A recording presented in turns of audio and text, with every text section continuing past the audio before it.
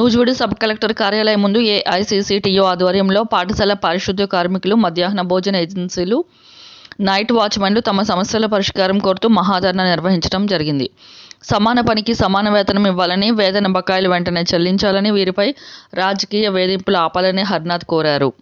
ధర్నా అనంతరం సబ్ కలెక్టర్కు CPI ML liberation రాష్ట్ర కార్యవర్గ సభ్యులు డి. హరినాథ్, ఏఐసీసీటీయూ జిల్లా కార్యదర్శి వేముల బక్కయ్య నాయకత్వంలో మహాజరు సమర్పించడం జరిగింది. కనీస వేతనం 26,000 రూపాయలు ఇవ్వాలని డిమాండ్ చేశారు.